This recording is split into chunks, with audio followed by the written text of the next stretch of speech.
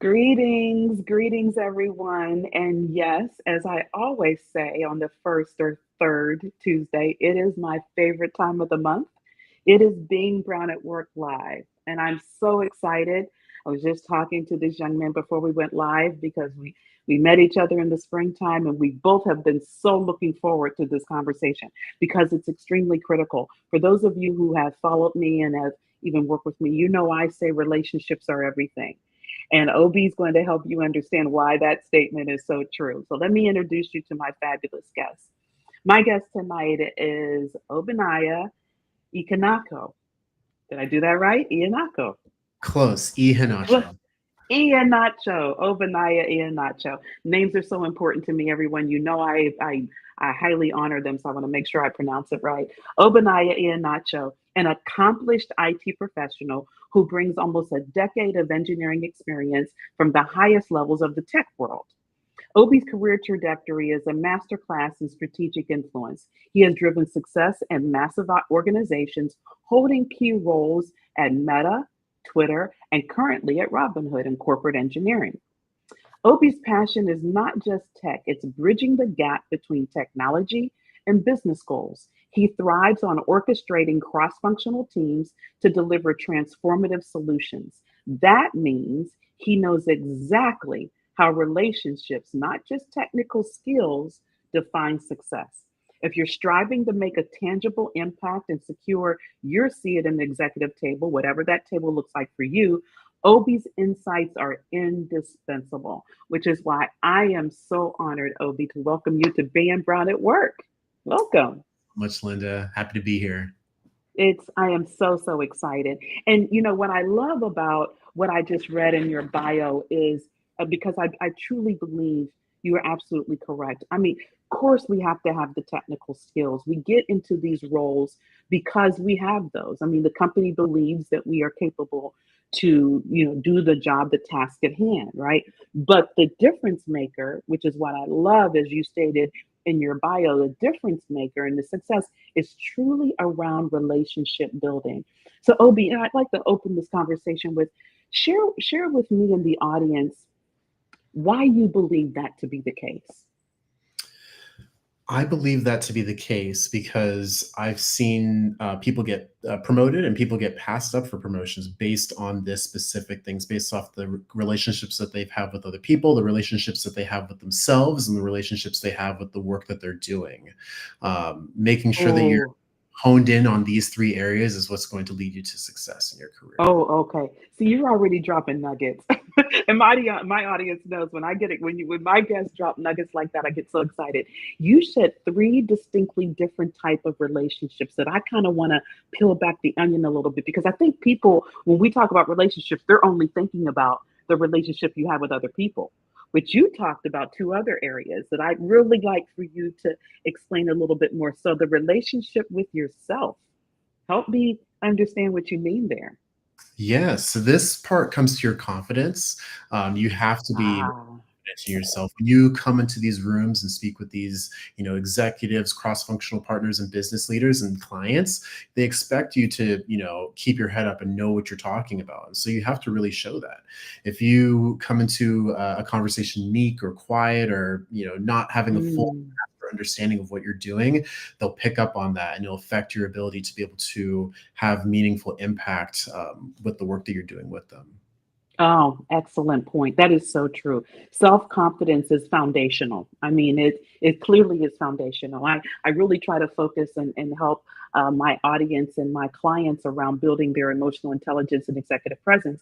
And I often say, Obi, you can't do either of those if you don't have high self-confidence. And to your point, that self-awareness. So that relationship with yourself, right? And knowing if I'm struggling in the confidence area, let me work and build that up because you're right. It sends a message in the room. It sends a message in the room. I And think then you mentioned the relationship with the work you do. Now that's interesting. Tell me a little more there. Yes, similarly to the relationship with yourself, you need to be proud of the work that you're doing. If Ah, yeah. you I like to deliver something that I would be feel comfortable receiving from someone under me. If I submit something, I want to make sure it has a certain level of fit, polish and finish that is conducive with my level and experience. That way, when I provide it to someone, I know that I'm proud of the work that I'm providing. And at that point, if I receive feedback, then, it's valid and I can improve. But if you first don't have that, this is the best I can do, then, that's also going Mm. back from like a self perspective. Oh, absolutely. Because it does speak to who we are. Our work product, how we show up, it speaks to who we are. It's that what I love to say, people talk about their brand, right? And I like to call it your unique persona.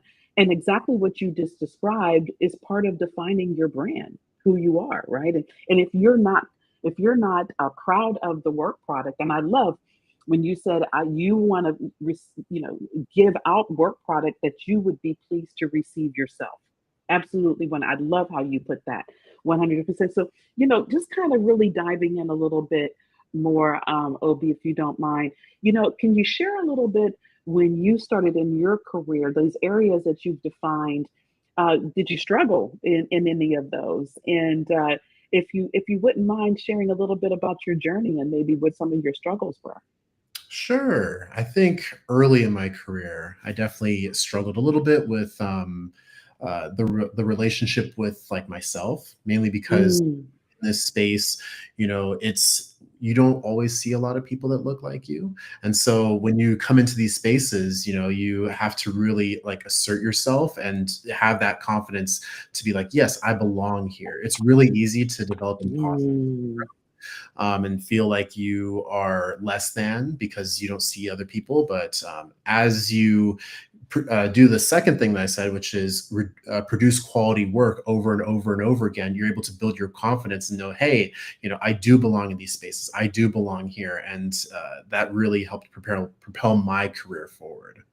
yeah, and I think it's so important because imposter syndrome is real. And I will tell you, even for me, as my career, spanned over year, I remember when I first became a vice president, and actually it was before COVID, and I walked into that office and I thought, wow, I mean, it just was so different than anything else I have felt before. And I had a little bit of it. I mean, I'll be honest. I mean, we're human, right? And I thought, I sat down my assistant is sitting out there and I thought, whoa, wait a minute. Is this really me? This is me? And, about to lead this global team at this level. So yeah, imposter syndrome is real, but I love how you put it. When you start to actually execute and you start to show the reason why you were chosen for the role, and you do that over and over and over again, you're able to look in the mirror and say, yep, yes, I deserve this seat. Yes, I should be here. Yes, which is so important. Wouldn't you agree to that building of self-confidence and really allowing you to take the next steps, correct? Absolutely. I agree. Yeah, yeah. So Obi, as we're talking about strategic relationships, um, why strategic? Is there anything about relationship building that should be strategic in nature, you think? Yes, I think definitely part of it is strategic, and the other part is serendipitous. This Mm, part is making sure that you have people in your life, both professional and personal, that are aligned to your career growth and development, as well as your personal growth and development. There's people in my life that I have strategically been like, I want to learn from this person because I want to be like that person. And then wow. other relationships where just because moving in the world, I have identified moments where it's like, this would be an amazing person to connect with. Let me go talk to them and introduce myself. Yeah, and I've had some conversations with several people when they think about exactly what you described. They say, you know what, Linda, I really struggle with doing that because, why would the person want to talk to me? I feel like I'm bothering them. Did you ever have that kind of reservation as you were like you just mentioned, hey, this is somebody that just it seems, interesting to connect with. Did you ever have that reservation? And what did you find if you did have it? What did you find that was rooted in? I don't believe I had this reservation, but what I do Mm, think helps with connecting with people is really just talking to them about things that both you and they enjoy and trying to find common ground. yeah. Um, and this doesn't have to be professional. This could be anything. It could be hobbies, interests, shared connections, people you know, just some common ground where you can connect with this person and be like, hey, let's talk about this.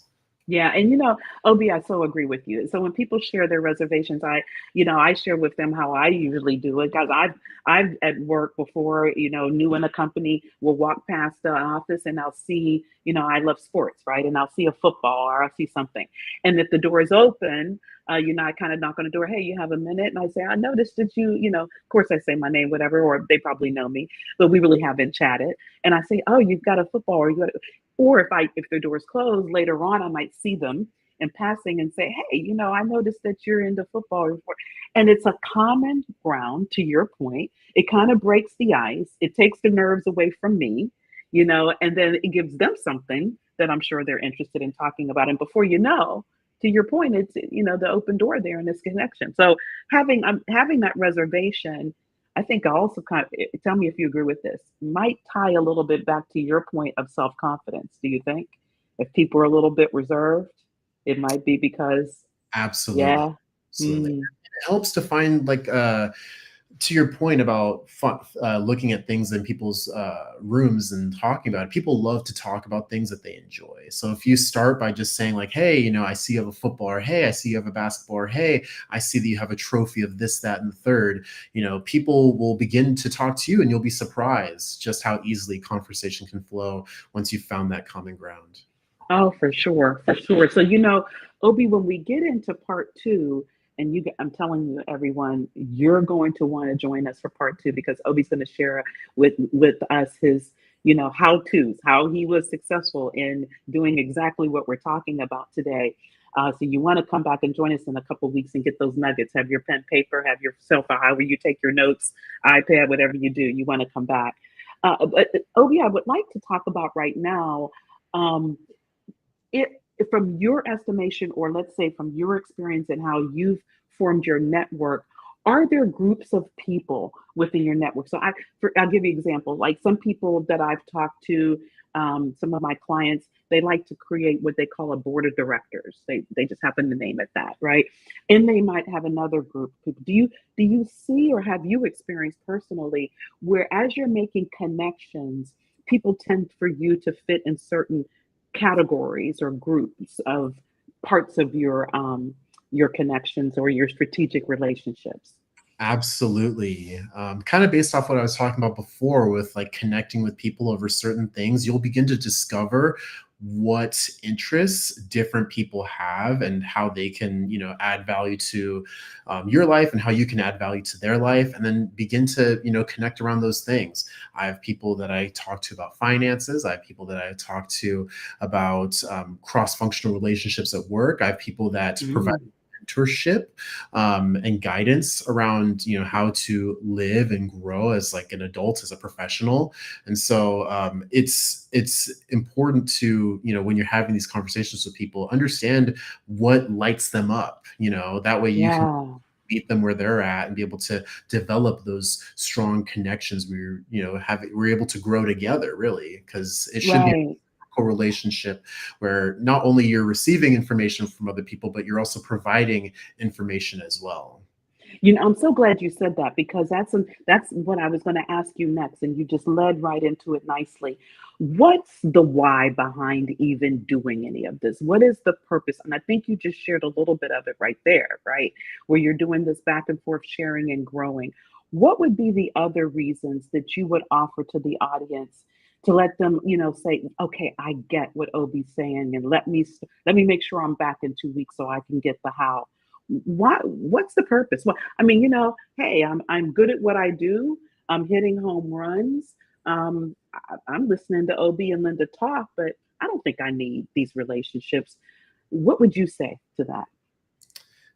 Humans are social creatures, and we feed off of relationships and getting to other people. There's tons of studies around the impact of having other people in your life and how it affects your brain, your dopamine, your serotonin. So just having these relationships in your life is going to positively impact your ability to make decisions, as well as positively impact your ability to just move in the world in a positive way, both for yourself and Mm, people. for sure. And would you offer, Obi, that this is not just, and I think you've said it earlier when we opened the conversation, it really isn't just professional, right?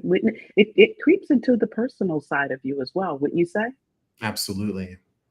Yeah. And how so would you say that, that these relationships could impact not just the career, but your personal life as well?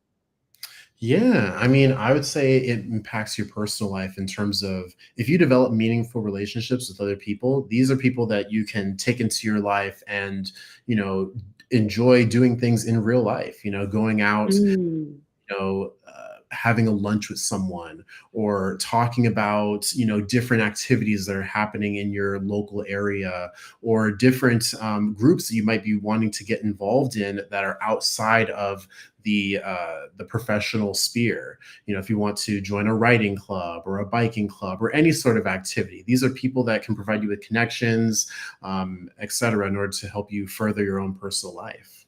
yeah, I totally agree because I can't tell you, Obi, how many times I've gone to events like you just said. It could be an evening social event or whatever, and I'll run into someone, that I connected to at work or connected through a work colleague, right? And we're at these social events, and we even still have yet a deeper connection, right? And then I move on from whatever company it is, and I'm still in contact, right? And we're, chatting about life and possibly might need they may need to reach out to me for some support of some fashion, and we've got that connection. So I'm so glad that help the audience understand why this is not just personal. I often tell my audience who you are personally is who you are professionally. So a lot of these things that we are doing and talking about, there is no separation between the two, right? There really isn't, No, right? you're the same person showing up Absolutely. as self. There we go. There we go. Okay, so now you led me down one other path before before we close for this evening. You said you're a person showing up as your authentic self. So, Obi, if I were to say to you that some people says, you know what, Linda, I hear you try to build relationships, but I don't think I can do that and be me. I think I have to, be this other person, or really can't relax and be myself. But what would you say to someone that thinks they have to, either code switch or, do whatever it is? For me, I think code switching is just adapting. I don't think it's a negative thing. I'll just put that out there. But, people that really believe they cannot be their authentic self and build strategic relationships, what would you say to them? I think you'd be surprised at how many people in your workspace or wherever you are similar to you. And if you start Mm, by doing little nuggets like, hey, connecting with them on the little things, over time you build rapport and you grow trust between each other, and you're able to talk about things that are a little bit more personal. And so that's what I would say to that. You don't know yeah. who's out there in your network. And you don't. And for some of you that are listening that are saying, "Oh, I don't go to work to make friends." I have people tell me that too, right? I don't go to work, but you spend a whole lot of time at work. You spend a whole lot of time, when you say, "Obi," around these people, and you know, don't you think they're losing something by having that mentality? You spend 8 hours at work a day. That's more than people typically spend with their own families. And so, if you're Exactly. not, trying to develop meaningful relationships at this place, then you're, essentially losing a big part of your life, your time to this. Absolutely. And what things that you are foregoing, potential, benefits on both sides of the coin for the people that you meet and for yourself, that you're foregoing by having that mentality. Yeah, so I'm so glad that, Obi, I would have you as a guest tonight, and we've peeled the onion back on the why. I am telling you all, you've got to come back in 2 weeks, because Obi's going to be sharing, stepping through strategically how he went about, sharing some of his best practices, and, really stepping through uh, how to do this successfully. Obi, I kind of want to close our session tonight with another section because again it's around the why.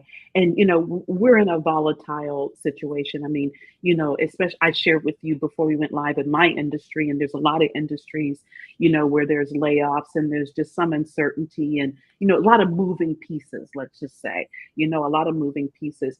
What would be, is kind of some of your closing thoughts for this session, more of the why, regarding how such strategic relationships and networks could really impact some of those people that might be experiencing that volatility. Yeah, first off, I just want to say that I acknowledge that it's a tough time in our industries right now. There's a lot of things going on in the world. I think for people who are looking for comfort in this, having that network is extremely important towards moving towards your next opportunity. Statistics show that most people who receive interviews are through referrals, and so having your network cultivated and developed will allow you to be able to leverage that when the time is right, if needed, to be able to land your next opportunity. Yeah. LinkedIn will show you who you're connected to, and what job offices they're at. And so I'd say reach out to these people, but also before I move on, make sure that you are doing your own due diligence when you're reaching out to people, especially if it's been a long time. People will reach out to people reach out to me with cold messages like, hey, like I need help, and I'm like, well, here's our careers page. Is there a role that you like, that Yeah. you're interested in? Let me know. I'll take time to review people's resumes. I'll take time to do one Mm. and understand if their resume actually fits the role that they're seeking. And that will people are usually generally interested in helping people, as long as you are not having them do your work for you.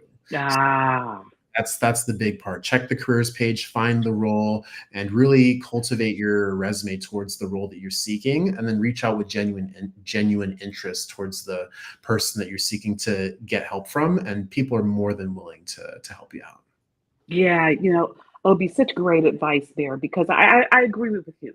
9 times out of 10, people are willing to help, but you're absolutely right. They don't want to do the heavy lifting. I mean, that's up to you as the individual, right? To do your due diligence, as you put it. And because we've got so much going on in the world, and things have changed. Even I would tell you, even if it wasn't volatile right now, I've noticed that just the way you get opportunities compared to years and years ago when I started my career, it is now through referrals for sure. you know and some things aren't posted, some things aren't done. And even if they are posted, if you know someone who knows someone, and they can say, yes, I know him or her, and I believe they would be good for XYZ role, and here's why, from my personal experience of knowing them, Goes a goes, oh, goes a such a long way. Obi, this has been so awesome tonight. I knew it was going to be. I was excited this past spring when we got introduced to each other. And this was an area that is near and dear to your heart. And I'm really, really happy that you spent some time with us tonight. Please, I'm telling you guys, 2 weeks from now, you do not want to miss part two. And you want to come get his nuggets of how he step one, step two, step three. And if you can't do those steps, here's some other things you can approach. He's going to have this information for you. Obi, it's been such a pleasure tonight. Thank you so very much for your time. I can't wait for 2 weeks from now. Thank you so much, Linda. I really appreciate it, and thank you to the audience for tuning in. Absolutely. I want to offer to everyone, if you want to connect with Obi directly, you can catch him on LinkedIn. Correct, Obi? They can catch you on LinkedIn. Send him a direct message. We just talked about building your network, did we not? So you want to send him a request to connect. And I think he would be more than happy to have a side chat with you one on one. So I wanted to make sure that you all knew that he's very open to connecting. That is all we talked about tonight, for sure. All right. With that, we'll see you all in 2 weeks. Take care, everyone. Thank you.